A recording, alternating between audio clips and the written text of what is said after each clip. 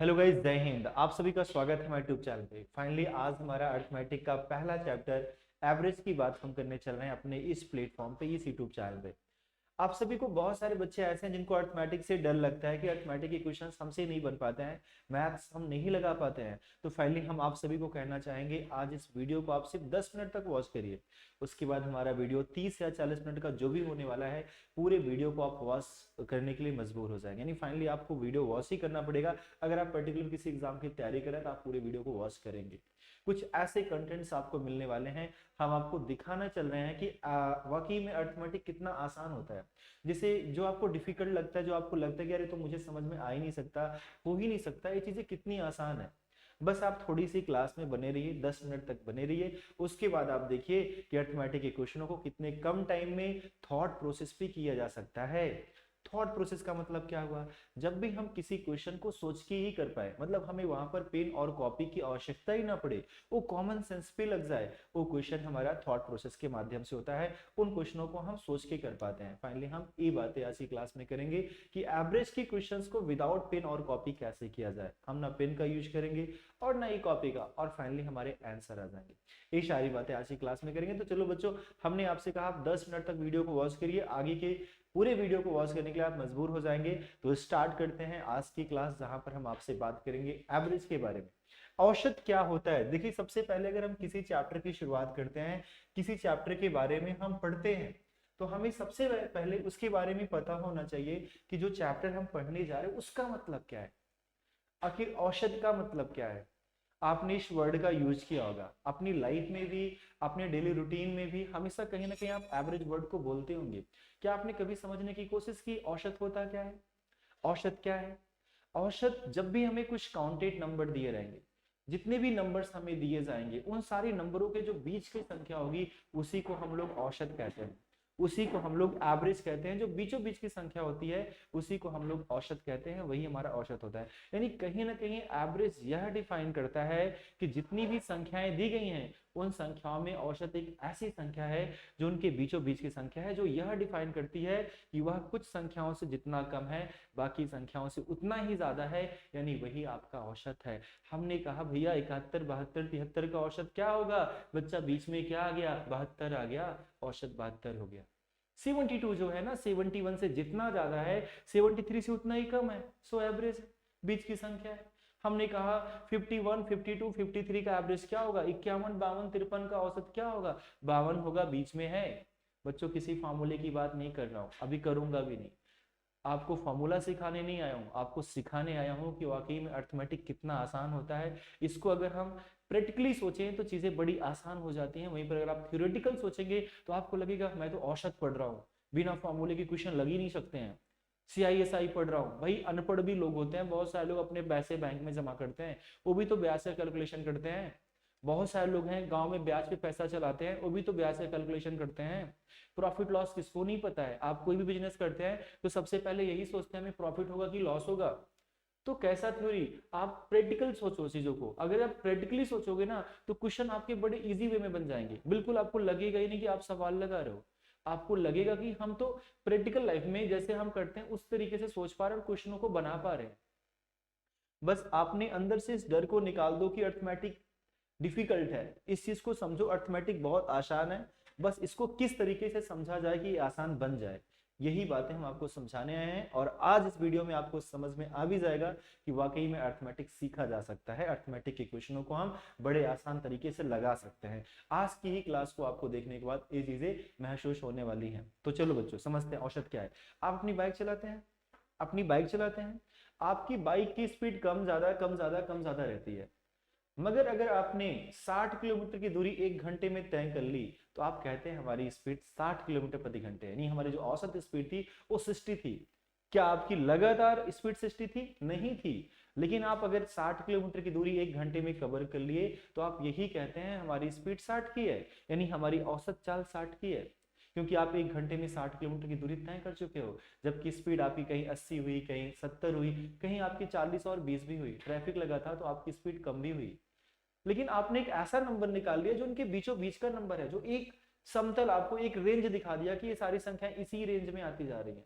तो औसत एक ऐसा नंबर होता है जो सभी को एक रेंज में ला देता है, सबको बराबर कर देता है, सारे नंबरों को बराबर कर देता है, वही हमारा एवरेज होता है। जब आपने 51, 52, 53 की बात की तो 53 में आपने 1 माइनस कर दिया, 51 में 1 प्लस कर दिया, सारी संख्याएं बराबर हो गई, 52 हो गई, एवरेज हो गया।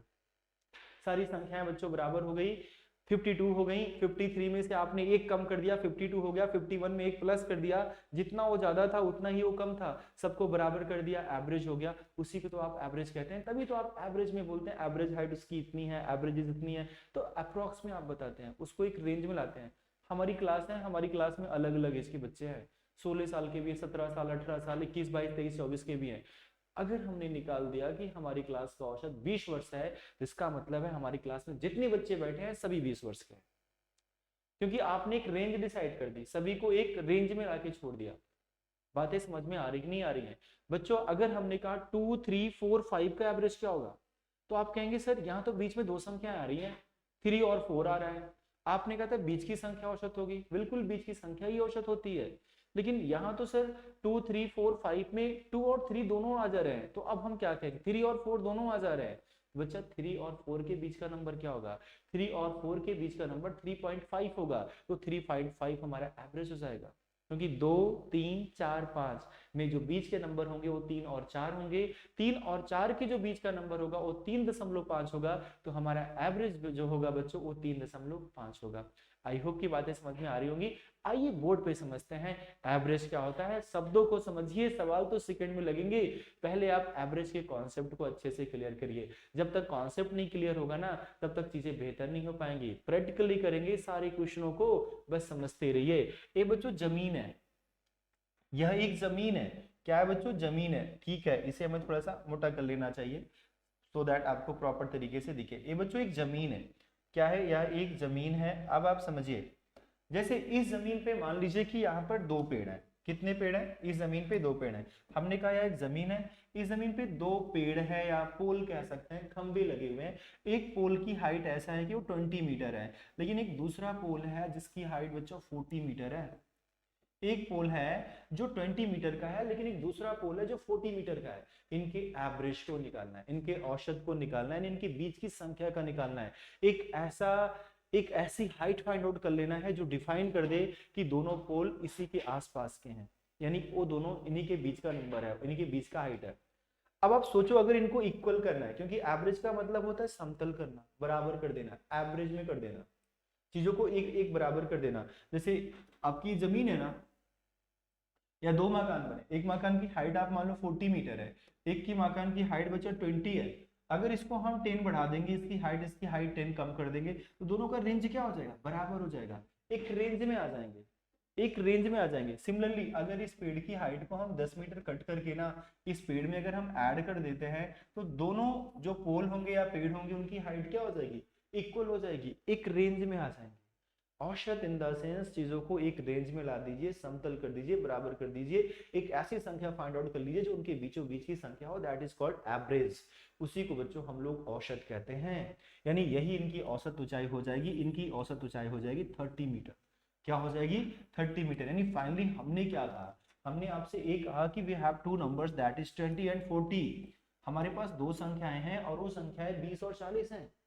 अगर हमें इनका औसत निकालना है तो 40 में से हम क्या करेंगे, 40 में से बच्चों अगर हम 10 माइनस कर देंगे और यहाँ पर अगर हम 10 प्लस कर देंगे तो फाइनली हमें क्या मिलेगा, यहाँ 10 प्लस करने पे 30 मिलेगा, यहाँ 10 कम करने पे 30 मिलेगा। यानी हम कह सकते हैं 20 बच्चा जितना इससे कम है, 40 कहीं ना कहीं उससे उतना ही ज्यादा है, तो ये हमारा एवरेज हो गया। जो बीचों बीच की संख्या होगी उसी को ऑलवेज हम एवरेज कहेंगे। ठीक है, अच्छी बात है। एवरेज निकालते कैसे, एवरेज को निकालेंगे कैसे, बात ये समझ में आ रही कि नहीं आ रही। एवरेज क्या होता है, एवरेज का मतलब बीचों बीच की संख्या, जो यह डिफाइन करे सभी इसी के बराबर में है। अब बच्चों औसत निकालेंगे कैसे, आपने इसका फॉर्मूला पढ़ा होगा, sum of observation upon number of observation. ठीक है, हम बचपन से पढ़ते आ रहे हैं, फॉर्मूले पे तो कर ही लेंगे। अगर कुछ आपको एक्स्ट्रा चीजें ना मिले तो आपका हमसे जुड़ने का फायदा क्या है, हमारे इस वीडियो को वॉच करने का फायदा क्या है, वो चीजें तो आपको पहले से पता है, कुछ एडवांस भी तो पता चलना चाहिए। आइए देखते हैं बच्चों एवरेज को फाइंड आउट कैसे करेंगे, एवरेज को निकालेंगे कैसे, इसकी बातें कर लेते हैं कि एवरेज निकाला कैसे जाता है। अब आप मेरी बातों को समझिएगा। एवरेज को अगर निकालना है बच्चों तो फाइनली हम कह सकते हैं, जैसे हमारे पास पहले छोटे नंबरों पे ही देखते हैं बिकॉज पहले कॉन्सेप्ट को क्लियर करना है, देन हम आपको और बड़े बड़े एग्जांपल्स भी देंगे, बड़े भी एग्जांपल्स देंगे, छोटे भी एग्जांपल्स देंगे, और हमारे पास डिफरेंट डिफरेंट टाइप्स के क्वेश्चंस भी हैं, सारी बातें करेंगे लेकिन स्टेप बाय स्टेप। जैसे मान लो हमारे पास दो संख्याएं, एक संख्या हमने कहा 20 है, एक संख्या हमने कहा 40 है, हमने कहा इनका एवरेज निकालिए। तो बच्चों दुनिया में बहुत सारी संख्याएं हैं, आपका जो भी मन कहे ना इनके एवरेज के रूप में आप मान सकते हो, कोई भी नंबर, जो भी नंबर आपका मन कहे इनका एवरेज मानने का, कोई भी नंबर आप इनके एवरेज के रूप में मान सकते हैं, लेकिन नंबर ऐसा मानो जो इनके आसपास हो। फाइनली हम सभी को पता है इसका एवरेज 30 है, हम सभी को पता है इसका एवरेज 30 है, लेकिन आप नंबर ऐसा मानो जो इनके आसपास का हो। आप 30 भी मान सकते थे तो ठीक है, 30 पे 30 ही आ जाएगा। आप 20 भी मान सकते हैं, 40 भी मान सकते हैं, 25 भी मान सकते हैं, 28 भी मान सकते हैं, एनीथिंग एल्स जो भी आपका मन करे आप कोई भी संख्या मान सकते हैं। जैसे मान लीजिए हमने इनका एवरेज मान लिया 25, हमने क्या मान लिया कि इनका एवरेज बच्चा 25 है, हमने इनका एवरेज 25 मान लिया। फाइनली हम इनका कंपैरिजन करेंगे, जो हमारी पहली संख्या है, ये जो हमारी पहली संख्या है A 25 से कितना कम या ज्यादा है, तो हमें पता चला ए संख्या तो इससे 5 माइनस है, यानी ए संख्या इससे कम है 5, और ए संख्या बच्चा इससे प्लस 15 ज्यादा है। तो हमें तो सबको एक रेंज में लाना है ना, ए 5 कम है और ये 15 ज्यादा है, तो बच्चा पहले तो इसका 5 माइनस कर दो, हटा दो। अगर उस 5 को हटाएंगे तो यहाँ पर हमारे पास प्लस का 10 बचेगा, ये 5 कम है और ये 15 ज्यादा है, इनको जब आप प्लस करोगे तो फाइनली आपको प्लस का 10 मिलेगा। इसका 5 अगर आपको बैलेंस करना है तो इसके 5 को हटाना पड़ेगा, तो हमारे पास 10 बचेगा, उसी 10 को दोनों में बांट देंगे। अगर इसका -5 है तो इसका भी 5 में क्या करना पड़ेगा, पहले तो कम करना पड़ेगा, उसका 5 कम कर देंगे तो हमारे पास बचेगा क्या, 10 बचेगा, उसी 10 को दोनों में बांट देंगे, बराबर हो जाएगा। तो बच्चों हमारे पास, या आप इस तरीके से समझें कि हमें दोनों नंबरों को प्लस करना है, अगर +15 में से -5 माइनस करोगे बच्चों तो आपको प्लस का 10 मिलेगा। सो हम इसे 2 से डिवाइड करेंगे, वैल्यू प्लस का 5 मिलेगा। प्लस का है बच्चा तो प्लस कर देना, माइनस का है तो माइनस कर देना, आंसर विल बी 30, यानी आपका जो एवरेज हो जाएगा वो 30 हो जाएगा, 30 हो जाएगा। ठीक है, इसको तो हम वैसे भी फाइंड कर सकते थे, दो संख्याएं हैं जोड़ के 2 से भाग कर सकते थे, औसत के फार्मूले को लगा सकते थे। लेकिन जब हमारे पास ज्यादा नंबर होगा देन हम क्या करेंगे, जब हमारे पास और नंबर्स होंगे देन हम क्या करेंगे। तो देखिए ना, जब बच्चों हमारे पास इनसे भी ज्यादा नंबर होंगे तो देन हम उस केस में क्या करेंगे, ठीक है। आप समझिए, जैसे जो भी मन में आए आप कोई भी नंबर लिख दो, हमने लिख दिया 55 लिख दिया, 35 लिख दिया, 40 लिख दिया बच्चों, 20 भी लिख दिया, 25 भी लिख दिया, या कुछ भी नंबर लिख दिया, 35 30 लिख दिया, कुछ भी लिख दिया। अब हम आपसे कहें इनका एवरेज क्या होगा, तो हम फिर से आपसे वही कहेंगे, आपका जो भी मन कहे इनके एवरेज के रूप में आप कोई भी संख्या मान सकते हैं। कोई भी का मतलब ऐसा नहीं कि 5000 मान लेना, आंसर आ जाएगा उस पे भी, 5000 पे भी, लेकिन बच्चा अपने को कंपैरिजन करना रहता है, तो अपने को ऐसा नंबर मानना है जो इनके आसपास का हो। देखो फाइनली हो सकता है कुछ बच्चों को चीजें अभी कम पकड़ में आ रही हो, क्योंकि मैंने बेस से तो शुरुआत नहीं की, मैंने डायरेक्टली एवरेज से शुरुआत की बच्चों, एवरेज लाके आपको दे रहा हूँ, मैं फाइनली सारे चैप्टर्स भी लाके दूंगा, लेकिन एक प्रॉपर अरेंज ऑर्डर में आपको ये सारी चीजें हमारे एप्लीकेशंस पे मिलेंगी, जो कि फाइनली विद इन वीक्स हमारे हाथों में होगा, हमारे प्लेटफॉर्म पे होगा। आप गूगल प्ले से डाउनलोड करके वहां पर सारे कोर्स जब आप देखेंगे तो आप लाइन से पढ़ेंगे, बेसिक लेवल मैथ से, जहां पर हम दशमलव, गुणा, भाग, जोड़, घटाना ऐसा कुछ भी नहीं छोड़ने वाले हैं। जो भी बच्चा मैथ में जीरो है, फ्री ऑफ कॉस्ट, लगभग पॉकेट मनी जो आपका एक्सपेंस आता है उतने पैसे में आप हमारे कोर्स को परचेज करके अपने आप को बेहतर कर पाएंगे, अपने सिलेबस को कवर कर पाएंगे, अपने कोर्स को कंप्लीट कर पाएंगे, वो सारी चीजें सीखने वाले हैं हमारे प्लेटफॉर्म के थ्रू बच्चों। तो फाइनली देखो, इन नंबरों का अगर हमें एवरेज निकालना है तो हम फिर से आपसे कहेंगे जो भी मन कहे आपका एवरेज के रूप में कोई भी संख्या आप मानो, जो भी मन कहे मन बच्चों आप कोई भी संख्या मान सकते हो। यहाँ जो नंबर हमें गिवन है उनमें से ही मान सकते हैं, जो नहीं गिवन है उनमें से भी मान सकते, कुछ भी मानो आप, लेकिन ऐसा नंबर मानो जिनसे कंपैरिजन करना आसान है। जैसे मान लो हमने 35 मान लिया, जो हमें दिया गया है हम उनको भी मान सकते हैं, जो नहीं दिया गया उनको भी मान सकते हैं। अगर हमने 35 माना है तो फर्स्ट ऑफ ऑल हमें क्या करना है, जो नंबर हमें गिवन है उनसे कंपैरिजन करेंगे कितना कम या ज्यादा है। तो अगर आप 55 की बात करोगे तो 55 बचा 30 से 20 प्लस है, सो आप लिखेंगे प्लस का 20। वहीं पर 35 की बात करेंगे तो 35 और 35 में कोई भी डिफरेंसेस नहीं है, जीरो का डिफरेंस है, तो प्लस का जीरो लिखोगे। यहाँ पर बचा प्लस का जीरो या जीरो, कोई मतलब नहीं है उसका। 40 की बात करेंगे तो 40 बच्चा इसे +5 है, प्लस का 5 लिखोगे। 20 की बात करेंगे, इससे -15 यानी इससे 15 कम है तो माइनस का 15 लिखेंगे। 30 की बात करेंगे बच्चा, a माइनस का 5 है। तो जो नंबर जितना कम है इससे जब कंपैरिजन करते हो, अगर हम देखेंगे 55 तो हमें पता चला ये तो 55 इससे 20 ज्यादा है, तो ठीक है प्लस में लिखेंगे। हमने देखा 35 बच्चा कोई अंतर ही नहीं है तो ठीक है 0 लिखेंगे। 40 है, 40 इससे 5 प्लस है, प्लस का 5 लिख देंगे। 20 है, इससे 15 माइनस है, 15 कम है, ठीक है माइनस का 15 लिखेंगे। बच्चे 30 है ना, तो 30 क्या है, इससे 5 कम है तो माइनस का 5 लिखेंगे। अब आप देखो ना, अगर आप इन नंबरों को प्लस करोगे तो माइनस के 20 मिल जाएंगे। माइनस और माइनस प्लस होता है लेकिन सैंपल उनका माइनस का ही रहता है। फाइनली अगर -15 -5 को ऐड करेंगे तो -20 आएगा। अब जैसे बहुत सारे बच्चे होंगे अगर उनको ये चीजें क्लियर नहीं है तो आपको नीड है हमारे बेसिक जो मैथ्स होंगे उनको परचेज करने का। हम वहां पर आपको सिखाएंगे छोटी से छोटी चीजें, कुछ भी नहीं छोड़ने वाले हैं, सब कुछ सीखने वाले हैं। क्योंकि बच्चों जब आप इन सारी चीजों को सीख लोगे ना, मैं बता रहा हूँ आप मैथ्स में स्टैंडर्ड हो जाएंगे, बहुत अच्छे हो जाएंगे धीरे धीरे, डे बाय डे। जिनका मैथ्स 0 है उनका मैथ्स 0 होगा, आप मैथ्स में बहुत अच्छा कर पाएंगे। बस जरूरत है तो कहीं ना कहीं आपको जुड़ने की और सीखने की। तो ये माइनस की 20 हो जाएंगे, प्लस का 20 है तो प्लस का 20 और माइनस का 20 विल बी कैंसिल।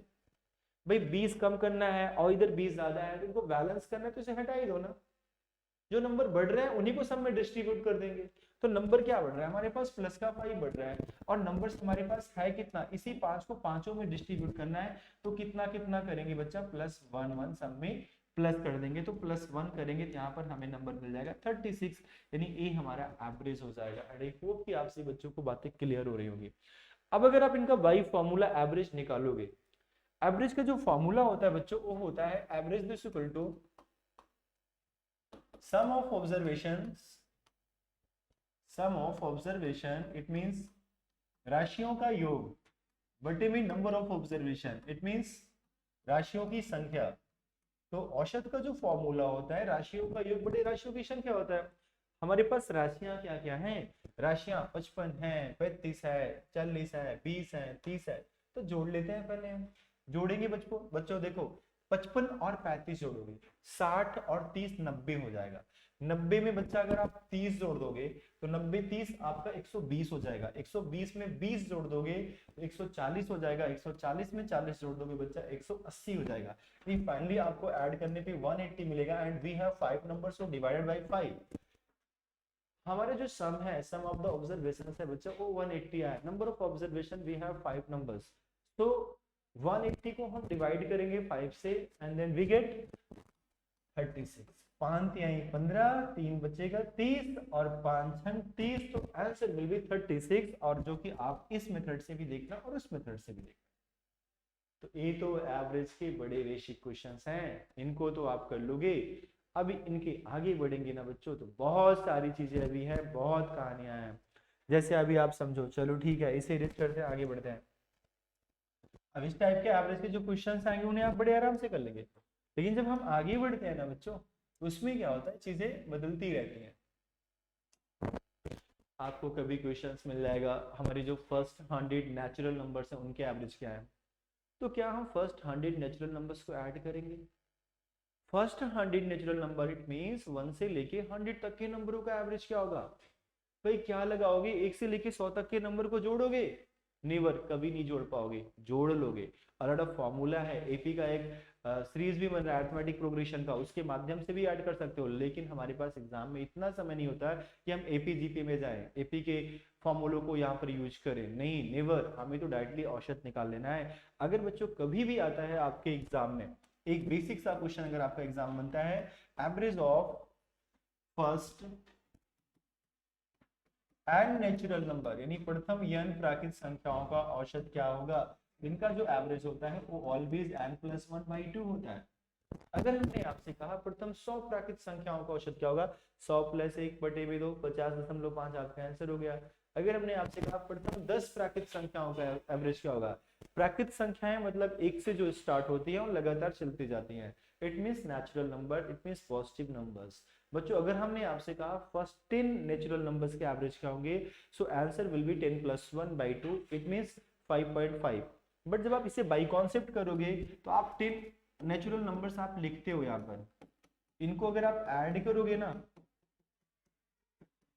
और इनकी संख्या से डिवाइड करोगे, आपको समय लग रहा है कि नहीं लग रहा है? वी हैव 10 नंबर्स, समय लगेगा ही नहीं लगेगा? आप देखो ऐड करो, ये 10 हो गया, 9 और 1 10 20 हो गया, 8 और 2 10 बचा 30 हो गया, ये 40 हो गया, और ये 50 हो गया, और ये 55 हो गया। 55/10 करोगे तो आंसर विल बी 5.5। लेकिन समय लगा कि नहीं लगा? भाई इतना समय एग्जाम में कहाँ होता है? और यही सीखना है तो कोई मतलब है? वो तो हमें पहले से ही पता था कि औसत का मतलब होता है राशियों की योग बटे राशियों की संख्या। तो बच्चों हमें क्या करना है? हमें करना है 10+1। हमने कहा 10 संख्याओं का औसत क्या होगा? प्राकृतिक संख्याओं का 10 + 1 बटे में 2, डायरेक्टली 11/2। बच्चों कट करोगे 5.5 आपका आंसर हो जाएगा। बातें क्लियर है? अगर हमने आपसे कहा, अगर बच्चों हमने आपसे कहा कि एवरेज ऑफ, या ऐसे हमने आपसे कह दिया कि अगर जो है बच्चों, ठीक है, इसका अगर नेचुरल आता है लाइन से तो आप कर ले जाओगे। अगर हमने कहीं बीच से उठा दिया, जैसे मान लो 52 तो हमने कह दिया 100, हमने कह दिया कि 53 से लेके 103 तक की संख्याओं का औसत क्या होगा? इसका मतलब हुआ 53 54 55 56, ऐसे आप 103 तक की संख्याएं लिखेंगे। अब अगर हम आपसे इनका औसत पूछेंगे तो आप इनका एवरेज कैसे निकालेंगे कि भैया 53 से 103 तक का औसत कैसे निकालें? क्या इनको लिख के ऐड करें? नहीं ऐड करना है। एपीजीपी लगाए? नहीं लगाना है, कुछ नहीं लगाना है। औसत कैसे निकालेंगे? औसत का मतलब होता है बीच की संख्या, जो बीचों बीच का नंबर है वही हमारा एवरेज होगा। सो बच्चों फर्स्ट नंबर और लास्ट नंबर को ऐड कर लेना है। 53 + 103/2 कर देना है। आप ऐड करोगे 6 हो जाएगा, और यहाँ पर 5 हो जाएगा। 156 बटे में 2, 2 7 14, 2 8 16, आंसर विल बी 78। आपका आंसर क्या हो जाएगा बच्चों? 78 हो जाएगा। सो आई होप की बातें क्लियर होंगी, कहीं कोई डाउट नहीं होगा। नेचुरल नंबर्स के लिए होता है, वो नंबर शायद लाइन से हो या बीच से हो, लेकिन नेचुरल नंबर है बच्चों, तो ऑलवेज इस तरीके से आप इनके एवरेज को फाइंड आउट कर सकते हैं। बातें क्लियर? आगे बढ़े, चल थोड़ा सा और आगे बढ़ते हैं। अब बच्चों इसके बाद समझिए, ऐसे ही हमारे अलग अलग फॉर्मूले बनते हैं इवन के ऊपर। आता है एग्जाम में average of first and even numbers क्या होगा? उसका फॉर्मूला होता है n+1। जैसे अगर हमने आपसे कहा कि प्रथम 10 सम संख्याओं का औसत क्या होगा, तो आपका आंसर होगा 10 + 1 11। आपको 10 संख्या लिखने की बिल्कुल भी जरूरत नहीं है। अगर हमने आपसे कहा प्रथम 100 सम संख्याओं का औसत क्या होगा, तो n+1, इट मीन 100 + 1 101 आपका औसत हो गया। अगर हमने आपसे कह दिया 5 लगातार सम संख्याओं का औसत 72 है, संख्याएं क्या है बच्चों? हमने कहा 5 लगातार सम संख्याएं हैं, उनका एवरेज 72 है। नंबर्स क्या है? तो औसत का मतलब आपने क्या पढ़ा?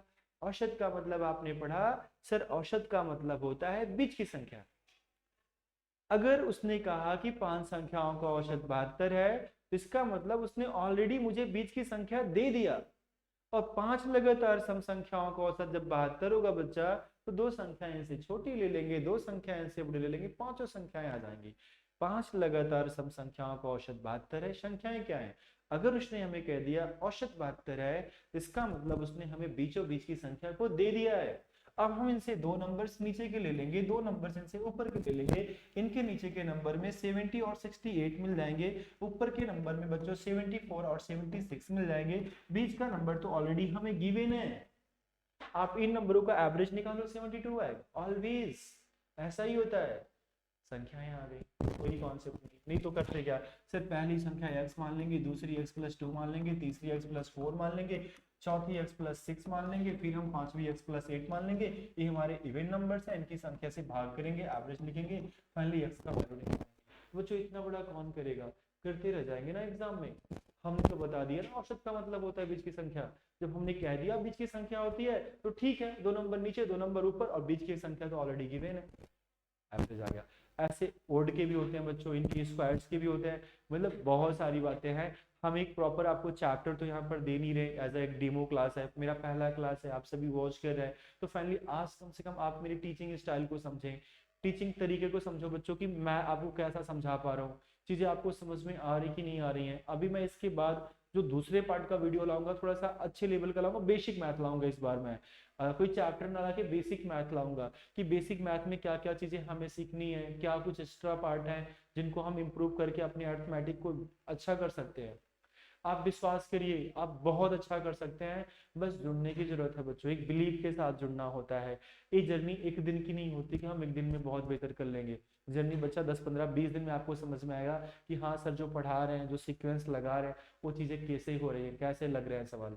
ठीक है, आपने कुछ बेसिक चीजें देखा, आइए कुछ क्वेश्चन सॉल्व करते हैं बड़े लेवल के, जैसे क्वेश्चंस आपके एग्जाम में बनते हैं एवरेज के। हमने कुछ पीडीएफ बना रखा है आप लोगों के लिए। आइए उन क्वेश्चनों को देखते हैं कि उन क्वेश्चनों को किस तरीके से लगाया जाए, कैसे हम विदाउट पेन और कॉपी बड़े बड़े क्वेश्चनों को सॉल्व कर लेंगे जो हमारे एवरेज के क्वेश्चंस होंगे। तो फाइनली चलते हैं बच्चों क्वेश्चंस पे।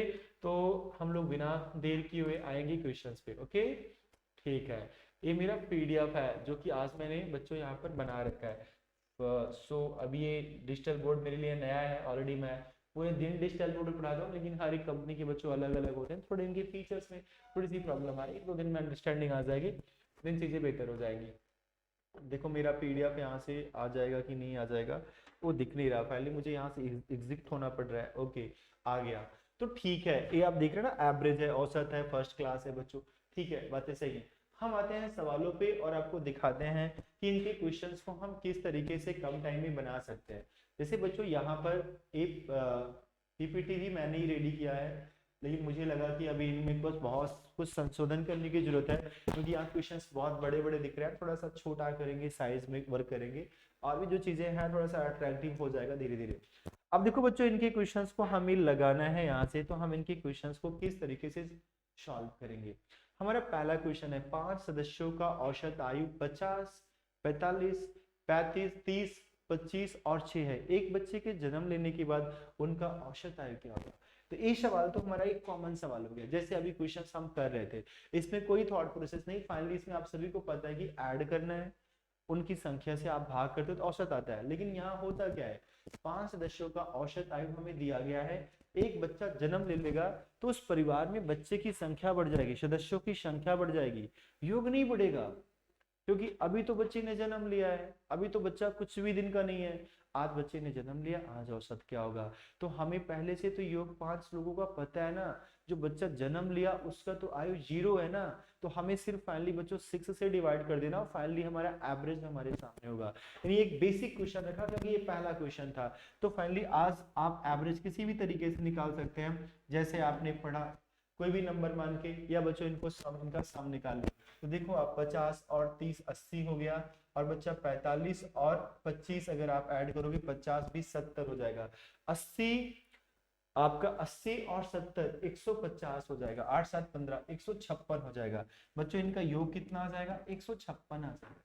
नंबर्स कितने हैं, परिवार में सदस्य कितने हैं, 5 सदस्य तो पहले से थे, इनका योग भी हमने निकाल लिया। एक बच्चा जन्म ले लिया, परिवार में 6 लोग हो गए, सो डिवाइडेड बाई 6, 6 दूना 12, बच्चा 3 बचेगा 36, 6 4 36, यानी आंसर विल बी 26।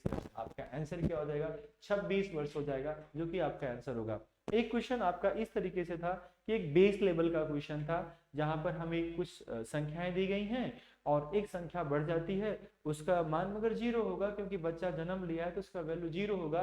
दिन नया औसत क्या होगा, तो आप इस तरीके से फाइंड आउट करेंगे। हम चलते हैं एक दूसरे प्रश्न की तरफ बच्चों। तो फाइनली इसे हम इरेज कर देते हैं, इरेज का ऑप्शन इस तरीके से मिल गया हमें, और हम चलते हैं अगले क्वेश्चन पे। हम इसे स्क्रॉल नहीं कर पा रहे हैं, स्क्रॉल करने के लिए हमें लग रहा है अगेन एग्जिट होना पड़ेगा। तो नेक्स्ट क्वेश्चन बच्चों आप लोगों के सामने है, आप समझिएगा, अच्छे अच्छे क्वेश्चंस आपके सामने आ रहे हैं फाइनली धीरे धीरे। जैसे नेक्स्ट क्वेश्चन है, आप लोग भी अपने कमेंट्स करिएगा कि आपने जो क्वेश्चंस हम आपको करा रहे हैं उनमें से आप कितने प्रश्नों का सही जवाब दिए हैं। बच्चों क्वेश्चन हमारा है, the average age of 10 members of a cricket team is 30 years. If the age of captain is included, then the average is increased by 1 year. The age of captain is, बच्चों यहाँ पर कहा जा रहा है एक क्रिकेट टीम में 10 खिलाड़ी हैं, एक क्रिकेट टीम में 10 खिलाड़ियों का औसत आयु 30 वर्ष है। यदि कप्तान की भी आयु शामिल कर लिया जाए तो औसत 1 से बढ़ जाता है। कप्तान की आयु क्या है। तो बच्चों सोचो कैसे करोगे, विदाउट पेन कॉपी कैसे करेंगे इस क्वेश्चन को। और आपको बता दे रहे क्वेश्चन बहुत इंपॉर्टेंट है, आप जाइए रैंडमली कोई भी 10 पेपर उठा लीजिए, आपको ऐसे क्वेश्चन 1 2 पेपर में पक्का मिल जाएंगे। लेकिन बात ये आती है कि क्वेश्चन को सॉल्व कैसे करेंगे। कॉन्सेप्ट्स भी है, इनके कॉन्सेप्ट भी बड़े आसान है, बड़े आसान तरीके से कर सकते हैं। लेकिन बच्चों अगर हम बिना फॉर्मूले की करें, कोई फॉर्मूला ही ना लगाए, सोच के कर लें तो कितना अच्छा रहेगा, है ना। हमें कहा गया है एक क्रिकेट टीम में 10 खिलाड़ी हैं। कितने सदस्य हैं? 10 सदस्य हैं, 10 खिलाड़ी हैं। उनका औसत आयु 30 वर्ष है। इसका मतलब क्या हुआ? वो जो 10 खिलाड़ी हैं सभी 30-30 साल के हैं। ए भी 30 साल, ए भी 30 साल, ए भी 30 साल, ए भी 30 साल, ए भी 30 साल, आगे भी सभी लोग 33 साल के। बच्चों हमने आज की क्लास में सबसे पहले यही तो समझाया कि अगर हमने कहा हमारी क्लास में अलग अलग एज के बच्चे हैं, लेकिन अगर हमने कह दिया कि हमारी क्लास का औसत आयु 20 वर्ष है, तो इसका मतलब हमारी क्लास में जितने बच्चे हैं सभी 20 वर्ष के हैं। सेम तरीके से बच्चों कि अगर हमने यहाँ पर कहा कि हमारी 10 क्रिकेट टीम है, एक क्रिकेट टीम में 10 खिलाड़ी हैं, उनका औसत आयु 30 वर्ष है, तो इसका मतलब जितने भी खिलाड़ी हैं सभी 30 साल के हैं। 30 साल, 30 साल, 30 साल, और सभी लोग 30 साल के। लेकिन इसमें कैप्टन भी आ गए, तो लोग कितने हो गए? 11 हो गए।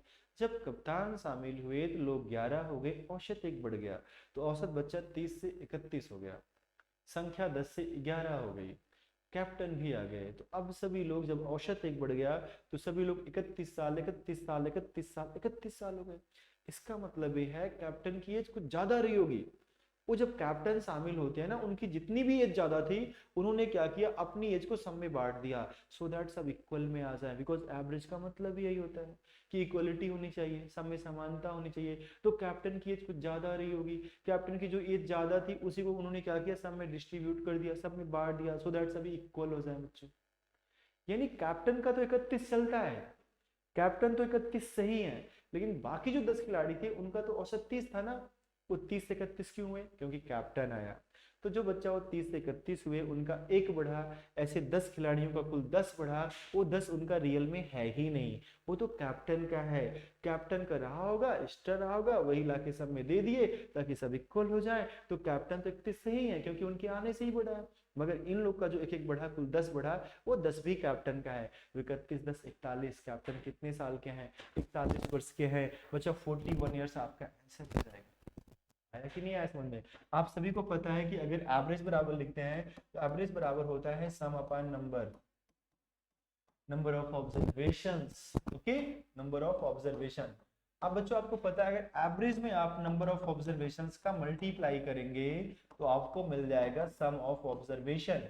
यानी औसत में कभी भी राशियों की संख्या से मल्टीप्लाई करोगे तो ऑलवेज आपको जो मिलेगा वो राशियों का योग मिल जाएगा। बात क्लियर है? खिलाड़ी 10 थे, औसत 30 था, बच्चा गुणा कर दिया, संख्या में औसत से गुणा कर दिया, योग मिल गया, इन सभी का योग 300 हो गया। क्लियर है? कैप्टन आ गए, लोग 11 हो गए, लोग 11 हो गए, बच्चा औसत 1 से बढ़ गया, औसत 31 हो गया, योग 341 हो गया। तो जो 41 बढ़ा वो कौन है बच्चा? वो कैप्टन है, क्योंकि 10 खिलाड़ियों का योग 300 होगा, 11 खिलाड़ियों का योग 341 होगा, तो जो 41 इंक्रीज हो रहा है वो कैप्टन है। क्लियर है? आगे बढ़ चले। चलो बच्चों नेक्स्ट क्वेश्चन पे चलेंगे, अगला क्वेश्चन देखेंगे। तो बच्चों इस तरीके से हम फिर से आते हैं अपने नेक्स्ट क्वेश्चन पे। ओके, नेक्स्ट क्वेश्चन देखिए हमारा यहाँ और भी है, इसके बाद भी क्वेश्चन है, लेकिन बच्चों चलो 2 क्वेश्चन और हैं, हम देख लेते हैं फटाफट, क्योंकि वीडियो को ज़्यादा लेंदी हो जाएगा तो बच्चों हमें अपलोड करने में भी समस्या आएगी। अभी थोड़ी सी सेटिंग नहीं हो पाएगी कुछ चीज़ों की, जो कि धीरे धीरे हो जा रहा है लैपटॉप वगैरह का, फिर बहुत चीज़ें बेहतर हो जाएंगी, है ना। अभी यहाँ पर क्वेश्चन है the average of the income of Gopal, Harish and Salil is 1500। If the average of Gopal and Harish incomes is 1000, what is the income of Salil? बच्चों 3 लोग हैं, गोपाल भैया हैं, हरीश भैया है, सलील भैया है, इनका औसत आय 1500 दिया है। इसका मतलब क्या हुआ? सभी लोग 1500 हैं, यही तो बताया मैंने आप लोग को। जैसे गोपाल है बच्चा, हरीश है, सलील है, औसत आयु 1500 है, औसत आय इनकम, तो बच्चा इसका मतलब इनका भी इनकम 1500, इनका भी इनकम 1500, इनका भी इनकम 1500। क्लियर? अभी क्या कह रहा है? गोपाल और हरीश का 1000 है, तो बच्चा गोपाल का अगर 1000 है, हरीश का 1000 है, तो इनका कितना होगा सलील का? अभी बताना है। पहले तो 1500 1500 1500 था, अब इनका 1000 कर देंगे तो इसका क्या आएगा? हम सभी को पता है अगर ये 1500 से 1000 होगा तो 500 कम हो जाएगा, ये भी बच्चा 500 कम हो जाएगा, लेकिन इनको बैलेंस करना है, बिकॉज एवरेज का मतलब ही होता है चीजों को बैलेंस करना। अगर ये 500 कम हो गया, ये 500 कम हो गया, तो ओवरऑल 1000 कम हो गए। इसमें बच्चा 1000 बढ़ा दो, वही 1000 जो ये लोग कम हुए हैं वही यहाँ पर बैलेंस करना पड़ेगा। अगर ये माइनस है 55 यानी 1000 तो 1000 प्लस करना पड़ेगा, so that average income maintain बना रहे। सो 1500 में 1000 जोड़ोगे तो इनकी इनकम कितनी हो जाएगी? 2500। आपका आंसर आ गया। तो मैजिक है, मैथ्स इज अ मैजिक, एक जादू है और इस जादू को हम लोग को सीखना है। अब आपको पता ही है जादू सीख लिया तो फिर होता क्या है, क्वेश्चन फटाफट लगते चले जाएंगे, है ना, कहने की जरूरत नहीं है, सभी को पता है। अब देखो ना, अगर हम दूसरे तरीके से करें कि भाई गोपाल, हरीश और सलील का औसत है 1500 है, तो हम लोगों ने पढ़ा है बच्चों की अगर औसत में संख्या से गुणा करेंगे तो इनका योग आ जाएगा 4500। फिर हम लोगों ने देखा कि इन दोनों का योग बच्चा 1000 है, तो इनका योग आ जाएगा गोपाल और हरीश का, अगर 1000 है तो इनका योग हो जाएगा कितना? 2000। यानी तीनों लोग की इनकम को जोड़ेंगे 4500 आएगा, दो लोग की इनकम को जोड़ेंगे 2000 आएगा, तो बच्चा जो 2500 बच रहा है किसका होगा? सलील का होगा। तो सलील भैया का इनकम कितना? 2500 है। खत्म कहानी, बढ़ते हैं अगले सवाल पे। आप लोग को क्लियर हो रहा है कि नहीं हो रहा है बच्चों? इस बात को भी जरूर बताइएगा, क्योंकि क्लासेस आपके लिए हैं और आपको समझ में आना बेहद ज़रूरी है। सबसे मेन इंपॉर्टेंट जो चीज़ है वो आपको समझ में आना चाहिए। यही नहीं समझ में आ रहा है तो आप कमेंट्स करें, जहाँ जो चीज़ें अच्छी लग रही हैं उनको भी कमेंट्स करें, जो चीज़ें बुरी लग रही हैं उनको भी कमेंट्स करें, सो दैट आपको इम्प्रूवमेंट मिले नेक्स्ट वीडियो में और भी बेहतर। बच्चों आपके सामने अगला प्रश्न है जो आप सभी को दिख रहा है। एक परीक्षा में 120 विद्यार्थियों के औसत, यहाँ पर थोड़ा सा मिसप्रिंटिंग है सो डोंट वरी, कि औसत प्राप्तांक बच्चा 35 है। यदि पास विद्यार्थियों के औसत प्राप्तांक 39 है, फेल विद्यार्थियों के औसत प्राप्तांक 15 है, तो पास विद्यार्थियों की संख्या क्या होगी? एक क्लास है, क्लास में 120 बच्चे बैठे हैं, सवाल अच्छा खासा है। ऐसा बिल्कुल भी नहीं होता कि सारे सवाल हमारी इजी ही हों।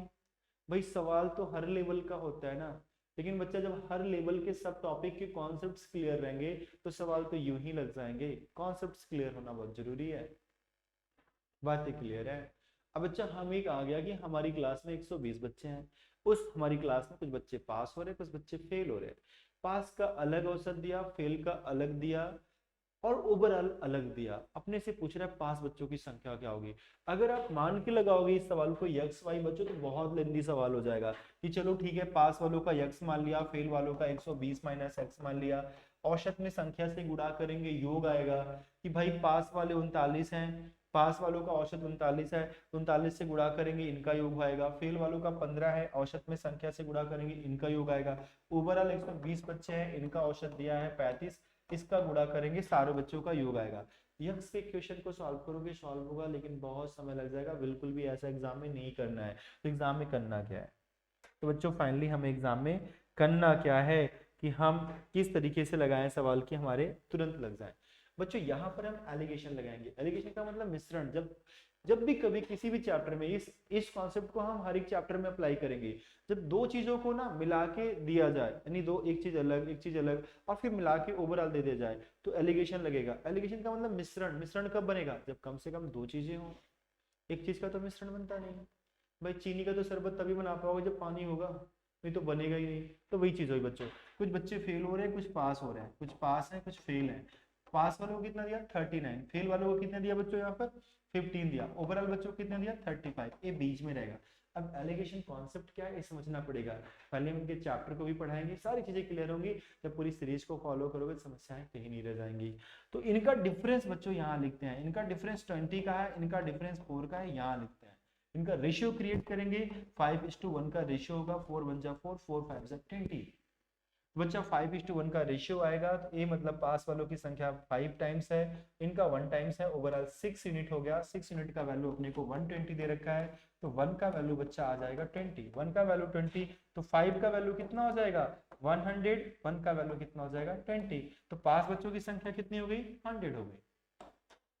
सो बच्चों एक बात को आप समझ लीजिएगा, ऐसे बहुत सारे बच्चे अब भी होंगे जिनको चीज़ें नहीं समझ में आ रही होंगी। उसका बस एक सिंगल सा रीज़न है, क्योंकि बच्चों अभी ये बेस लेवल जब तक आपका क्लियर नहीं होता है, अब जिन बच्चों के बहुत बेसिक्स क्लियर नहीं है उनके लिए समस्याएं जाहिर सी बातें रहेंगी। लेकिन अगर आपके बेसिक क्लियर हैं तो आपको कहीं भी समस्या नहीं आएंगी, इस बात का भी दावा है। पढ़ते रहिए, चीज़ें बेहतर होंगी। डे बाय डे आप इम्प्रूव करेंगे। किसी भी चीज़ को आप एक दिन में इम्प्रूव नहीं कर सकते हैं। प्लेटफॉर्म ला रहे हैं बच्चों, आपके लिए जल्दी ही एक प्रॉपर तरीके से मेहनत चल रही है, आप साथ दीजिए, आप भी आइए, जुड़िए। ये डन है बच्चों, अगर आपका ड्रीम गवर्नमेंट जॉब्स है, चीज़ें आसान हो जाएंगी आपके लिए, आप अपने सब्जेक्ट में बेहतर कर पाएंगे, जो भी आपके सब्जेक्ट हैं इस प्लेटफॉर्म से जुड़ के उसे बेहतर कर पाएंगे। तो बच्चों चलो ठीक है, आज के लिए पहला क्लास था, ओवर करते हैं। कैसा लगा आपके कमेंट का वेट रहेगा, जरूर कमेंट करिएगा, वीडियोज को जरूर शेयर करिएगा, लाइक शेयर सब्सक्राइब सारी चीज़ें बच्चों। सो थैंक यू बच्चों, आज के लिए इतना ही। जय हिंद।